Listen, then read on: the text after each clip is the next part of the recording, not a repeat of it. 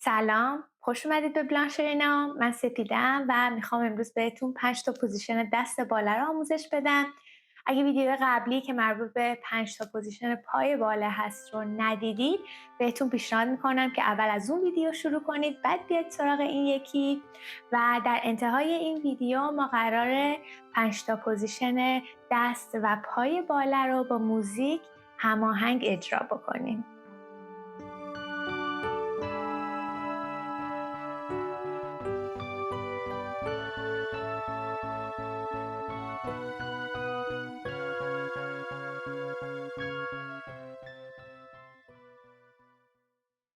قبل از اینکه من برم سراغ 5 تا پوزیشن بازوها، اول بیایید شکل و فرم کف دستمون رو با هم درست کنیم. برای این کار لطفاً یه خودکار یا یه مداد با خودتون داشته باشید. توی اولین مرحله همونطور که دست منو توی تصویر مشاهده میکنید، پشت دست رو به سمت صورت قرار بدید. همونطور که میبینید انگشتا در کنار هم قرار دارن ولی اونقدر صفر به هم نچسبیدن. یه فاصله میلیمتری شاید بینشون میبینید.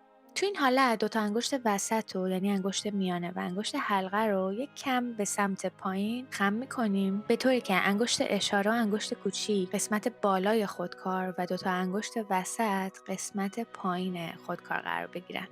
اگه از بغل نگاه کنید دستتون رو، یه همچین قیافه‌ای باید به خودش بگیره.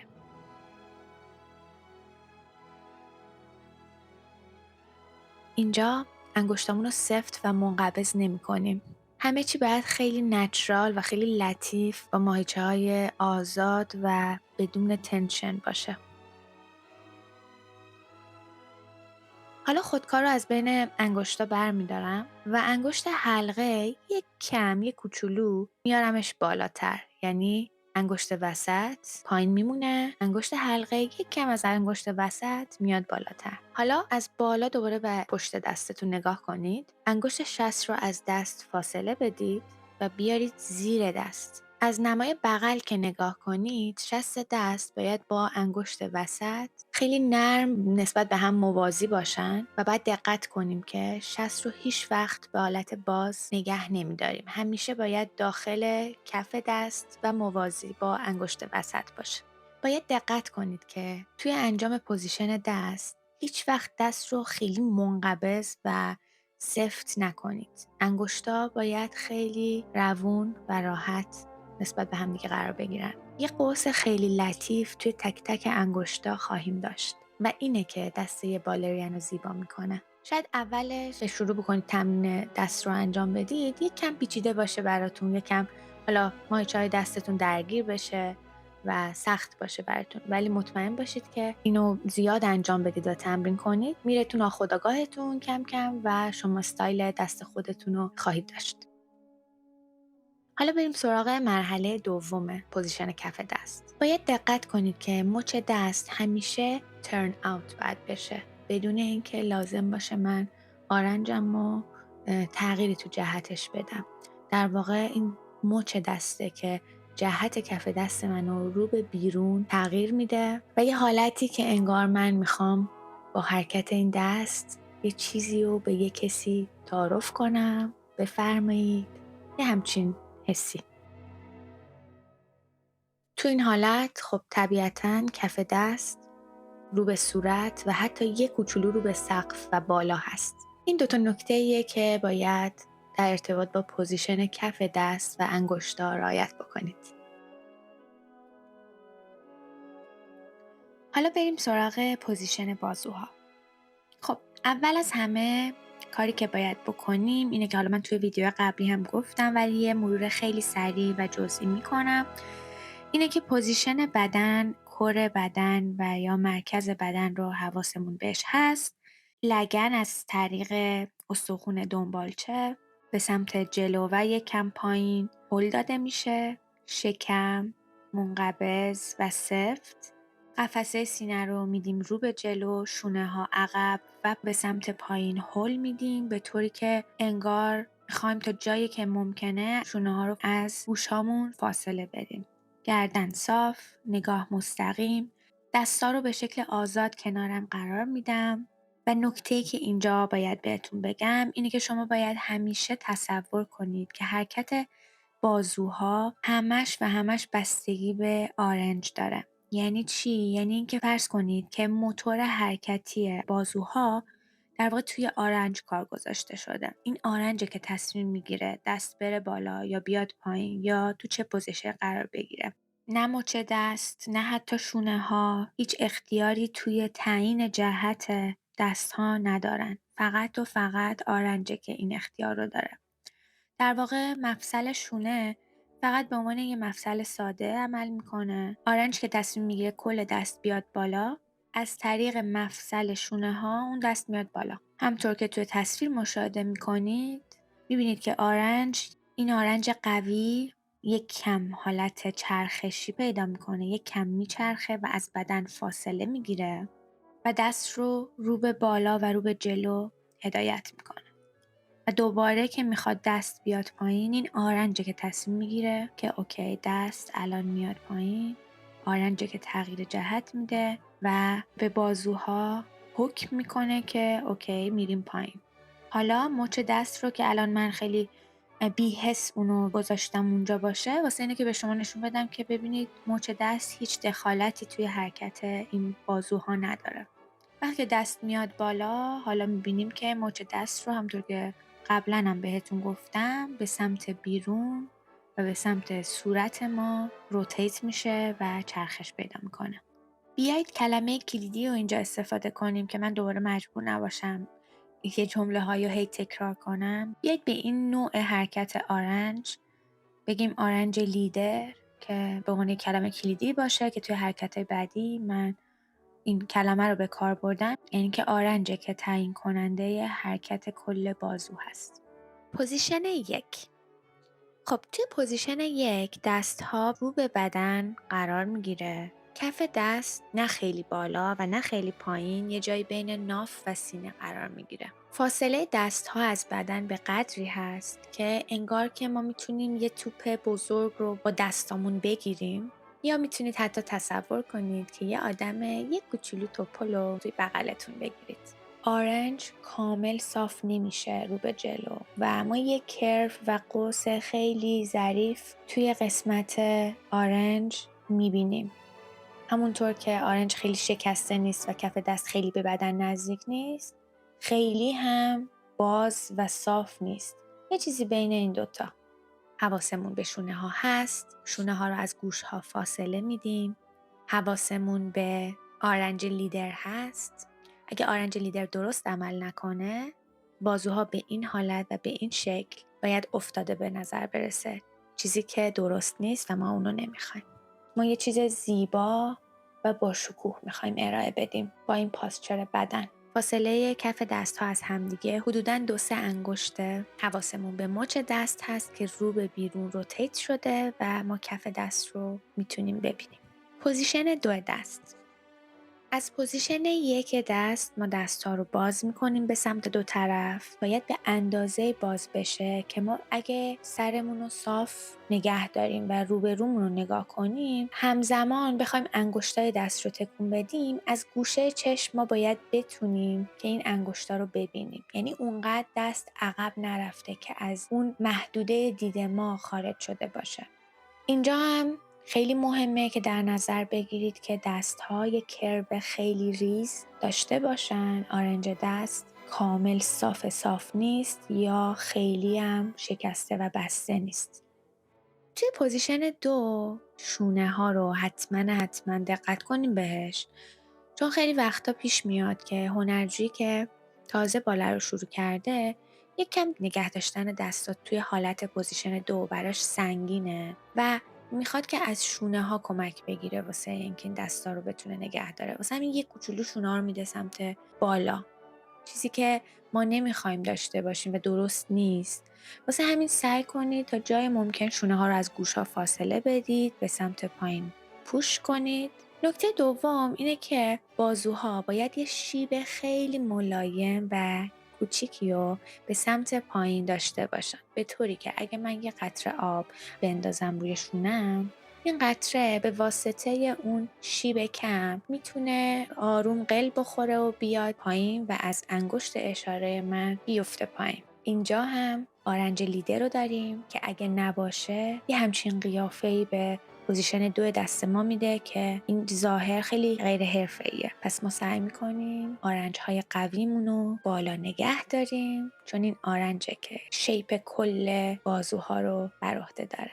بازم میگم مچ دست به سمت بیرون روتیت میشه. پوزیشن 3. توی پوزیشن 3 ما دست مخالف پای جلو رو داریم که از پوزیشن 2 میاد روبروی بدن. یعنی اینجا توی تصویر که منو میبینید دست راستم رو میارم روبروی بدنم، همون حالتی که توی پوزیشن 1 داشتیم. این حالت دست پوزیشن 3 دست هستش. پوزیشن 4. دست موافق پای جلو به سمت بالای سر برده میشه و دست راست که دست مخالف پای جلوی من بود اون رو توی همون حالتی که توی پوزیشن 3 بود نگه میداریم. خیلی باید دقت کنید وقتی که خودتون رو از رو به رو نگاه کنید، رو به آینه، شونه درسته که دست میره بالا ولی شونه باهاش نمیره بالا. شونه باز هم به سمت پایین فشرده میشه، یعنی شما فشارش میدید پایین، از گوش فاصله میدید. و بازم توی این پوزیشن هم آرنج لیدر رو داریم. آرنج لیدر باعث میشه که اگه یه نفر منو از نیم رخ نگاه کنه با دست بالا، یه بخشی از گوش من رو میتونه اون شخص ببینه، به خاطر اینکه آرنج جلوی گوش منو کاور نکرده. اگه آرنج اینجا لیدر نباشه چه اتفاقی میفته؟ آرنج شل میشه و حتی میتونه باعث بشه که اون دست من کل صورت منو کاور بکنه از دید بغل. برای همین خیلی مهمه که اینجا هم آرنج لیدر رو رعایت کنیم. حالا نوبت میرسه به روتیشن مچ دست. اگه ما مچ دست رو به سمت بیرون چرخش نکنیم توی این حالت، از روبرو کف دست دیده میشه، ولی ما اینو نمیخوایم. میخوایم که مچ دست به سمت بیرون به حالت بفرمایید روتیت بشه، به طوری که کف دست دقیقاً مقابل بالای سر من قرار بگیره. پوزیشن 5. خب توی پوزیشن 5 ما دست مخالف پای روبرو رو میاریم بالا و کنار اون دست دیگه قرارش میدیم. همه اون نکته هایی رو که گفتم راجع به این دست هم رعایت میکنیم. شونه ها عقب و به سمت پایین فشار داده میشن. آرنج های لیدر و ترن اوت شده از نیم رخ دو طرف بخشی از گوش ما دیده میشه. مچ دست رو به بیرون روتیت میشه به طوری که کف دست دقیقاً مقابل تاج سر قرار میگیره. لطفاً دقت کنید که اینجا هم کف دستا به سر خیلی نزدیک نمیشه، چون تو این حالته که شکستگی آرنج خیلی زیاده و ما اینو نمیخوایم. و همچنین دقت کنید که خیلی دست از سر فاصله نگیره. اونم باعث میشه که آرنج صاف بشه و باز اونم قشنگ نیست. رعایت کنید که یه دونه کرب خیلی کوچیک و لطیف تو دستتون ایجاد کنید. توی پوزیشن 5 دست هم مثل پوزیشن 1 دست فاصله بین انگشتا به اندازه 2-3 تا انگشت حدوداً هستش. نه خیلی از هم فاصله دارن، نه خیلی به هم چسبیدن. حالا میخوام توضیح بدم که چجوری از پوزیشن 5 به پوزیشن شروع و آغازین یا همون پوزیشن پرابا یا برابا برسیم. اگه بخواید معنی تحت لفظی پرابا رو بدونید، میشه بازویی که به سمت پایین قرار گرفته. اون کرو نسبتاً کم رو توی دستامون حفظ میکنیم. فقط از قسمت شونه دست‌ها رو از هم داریم فاصله میدیم. به اواسط راه که رسید، یعنی یه جایی تقریباً ارتفاع سینه یا حتی زیر سینه، جهت کف دست باید عوض شه و رو به زمین قرار بگیره. برای این کار همونطور که گفتم موتور تغییر جهت همش توی آرنج قرار داره. واسه همین آرنج باید یه کاری بکنه که کف دست من که الان رو به بالا هست تغییر جهت پیدا کنه و بیاد رو به پایین. خب برای این کار آرنج چی کار میکنه؟ یه پالس کوچیک میزنه بالا، یعنی یه حالت روتیشن کوچیک به سمت عقب و بالا آرنج داره. همین روتیشن کوچیک باعث میشه که کف دست من از جهتش که رو به بالا هست به رو به پایین تغییر بکنه. وقتی اون پالس کوچیک، اون روتیشن کوچیک اتفاق افتاد و جهت دست من عوض شد، حالا دوباره آرنج به راهش ادامه میده و میره پایین و قسمت ساعد و کف دست منو با خودش میکشه و میاره پایین. توی این حالت اگه تصور کنید که دستای شما 2 تا بال یه قوی زیبا با بالای کشیده و بلند هست، خیلی شاید راحت‌تر بتونید این حرکت رو تقلید بکنید. تصور کنید که مثل یه قو از آرنج تا نوک انگشتات هیچ مفصلی وجود نداره و همش پر هستش. واسه همین موقعی که آرنج داره میاد پایین، این پری که حالا مفصلی نداره خیلی نرم تحت تاثیر جریان هوا و تحت تاثیر اون نیرویی که آرنج داره بهش وارد میکنه خیلی لطیف میاد پایین و هیچ شکستگی یا هیچ قوس عجیب غریبی توی مفصلا ایجاد نمیکنه. دقیقاً مثل یه پره تغییر جهت میده با تغییر جهت آرنج و میاد پایین. پایین اومدنش شاید یه قوس بیشتری ایجاد میکنه به خاطر اینکه اول آرنج میره و اونو با خودش میکشه، چون کار آرنج لیدر همینه. خب وقتی که توی پوزیشن پریپریشن قرار گرفتید، از اونجا دوباره میتونید پوزیشن 1 تا 5 رو از اول تمرین کنید.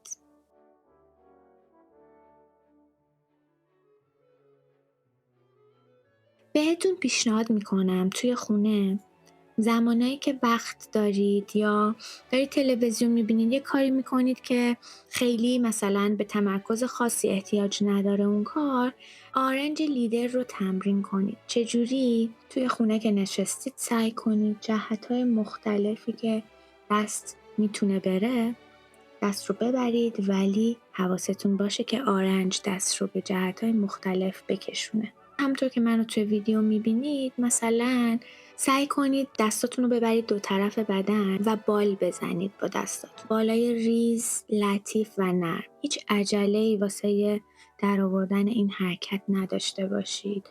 خیلی یواش انجامش بدید و به تک تک ماهیچه هاتون موقعی که دارید این حرکت زیبا و لطیف رو انجام میدید فکر کنید، حس کنید دستتون رو و از خودتون فیلم بگیرید. جلوی آینه این کار رو بکنید. مطمئن باشید این حرکت با گذر زمان ملکه ذهنتون میشه و ناخودآگاه اون رو انجام میدید بدون اینکه بهش فکر کنید.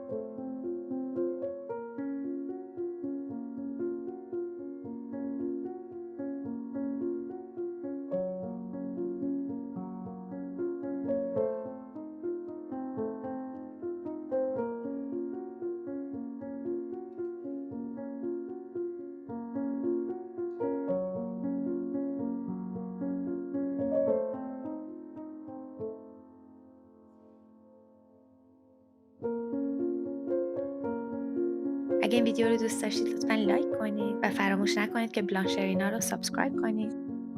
منتظر ویدیوهای آموزشی بیشتری از من باشید. خیلی دوستتون دارم. خدا نگهدار.